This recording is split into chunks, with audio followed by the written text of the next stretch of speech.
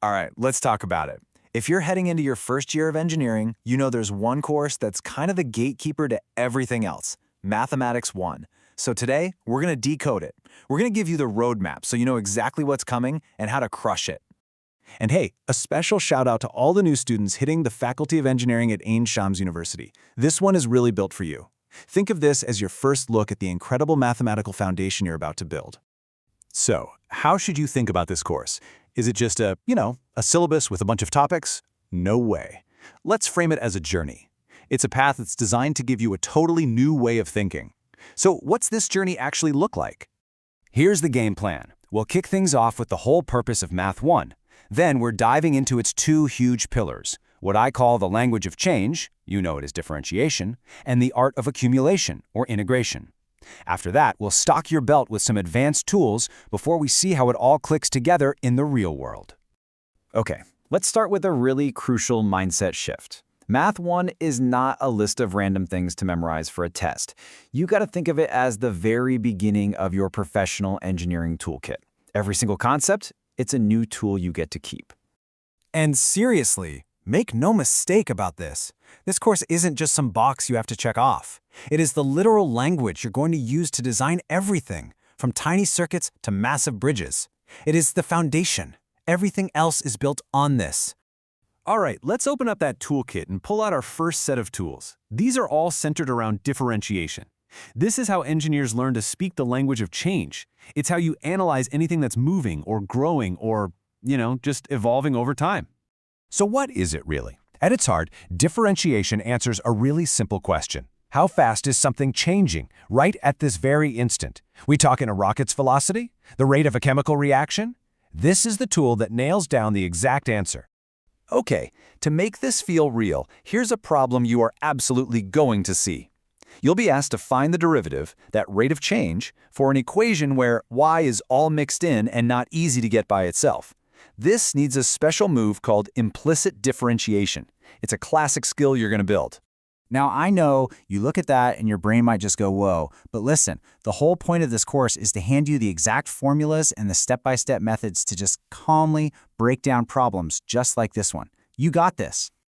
You know how in physics, for every action, there's an equal and opposite reaction? Well, calculus has something kind of like that.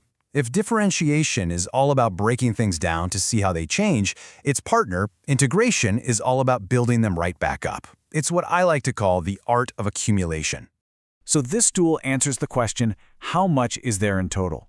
It lets you add up an infinite number of tiny little pieces to find the whole thing. It's perfect for calculating something like the volume of a weirdly shaped object or the total energy used by a system. And this is where you can see the beautiful symmetry between the two. One breaks things down, the other sums them up. They're inverse operations, literally two sides of the same coin. This incredible relationship is all wrapped up in the fundamental theorem of calculus, which is a true cornerstone of this entire course. And yep, here's what that looks like in practice. Another example, right from your assignments. When you see find the antiderivative, that's just a fancy way of saying integrate. You're going to learn the tricks to just reverse the process of differentiation and knock out problems like this. Okay, so once you've really got a handle on the basics of differentiating and integrating, the course is going to start adding some really cool advanced tools to your toolkit. These are going to get you ready for a much wider range of engineering challenges. Next up, you'll get into a whole family of special functions. Now, these aren't just abstract ideas. Trust me, they are super essential. Like hyperbolic functions, they perfectly describe the shape of a hanging cable. And inverse trig functions, absolutely critical for things like robotics and complex geometry. And then you get the secret weapons. L'Hopital's rule is this awesome shortcut for solving what are called indeterminate limits. You know, those tricky spots where a problem looks like it's heading towards 0 divided by 0? It's a super elegant tool that just slices right through the complexity. And this is how you seriously level up your integration game. You'll learn these sophisticated techniques like integration by parts and partial fractions. These are methods that let you solve integrals that before seemed completely impossible. They're absolute game changers. But hey, what's the point of having all these incredible tools if you never get to use them, right?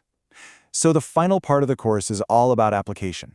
You're going to take your entire fully stocked toolkit and put it to work on some of the most important shapes in all of science and engineering. And that brings us to conic sections. This is where you'll use differentiation to find tangent lines and integration to find areas, all to understand parabolas, ellipses, and hyperbolas. And these are not just some abstract curves on a graph. They describe planetary orbits, satellite dishes, and the lenses in our telescopes. It's pretty amazing. And this is where it all comes together. Your problem sets, your assignments, they're the proving grounds. Every single problem is a new chance to practice, to sharpen your skills, and to get fluent in this mathematical language of engineering. So, as you dive into this course, please remember this. Math 1 isn't some hurdle you just have to get over. It's the solid foundation that your entire engineering career is going to be built upon. Every formula is just another brick in that foundation. So, by the end of this journey, you are going to have this powerful new toolkit for analyzing and designing things. And the only question left, well, it's the most exciting one of all. What are you going to build with it?